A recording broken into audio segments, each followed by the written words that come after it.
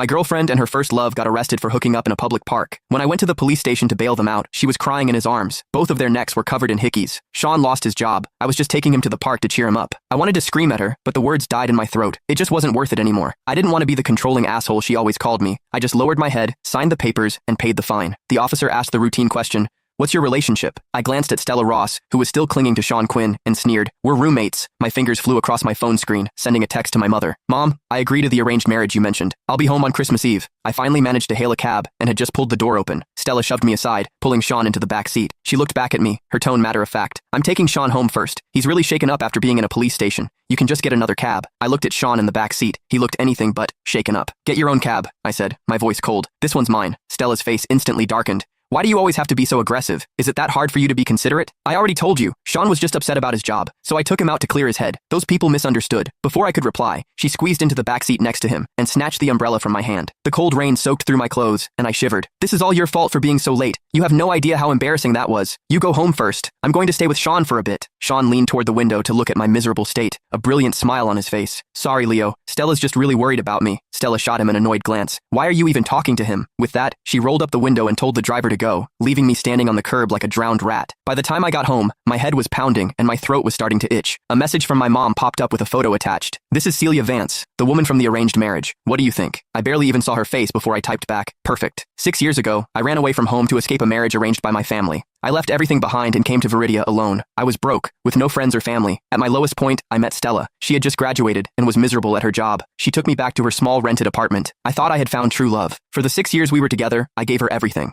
I helped her climb from a junior employee to a top executive in her company. I was the ghostwriter behind every one of her project proposals, the silent partner in every assessment. But every time I worked up the courage to propose, she'd make an excuse, telling me to wait a little longer. And this is what I got for waiting. Her, cheating on me with Sean. Now, I was done waiting. From under the coffee table, I pulled out a crumpled booklet. It was a collection of flight stubs from Viridia to the UK. The last one was dated 3 days before Sean returned to the country. Sean had been studying in the UK all these years. All those missed anniversaries and Valentine's days, she had used business trips as an excuse to be with Sean. And I was the fool who believed her, thinking she was genuinely too busy. It was after midnight when Stella came home. I woke up the moment her cold body pressed against mine. The acrid smell of sex mixed with men's cologne clung to her, making my stomach turn. I grabbed her wandering hand. "I have a fever," I said coldly. Her hand froze for a second before she pulled it back, her voice laced with impatience. What a buzzkill. She didn't say anything else, just rolled over with her back to me, pulling the blanket with her. A cold draft washed over me, making my feverish body feel even colder. In the darkness, the faint glow of her phone screen flickered, punctuated by a few stifled giggles. I closed my eyes and pretended to be asleep. When I woke up, Stella was actually making breakfast. In all our years together, even when my stomach ulcer acted up and I begged her for a bowl of porridge, she'd complain that anything delivery could solve wasn't her job. She wasn't my maid, she'd say. I emotionlessly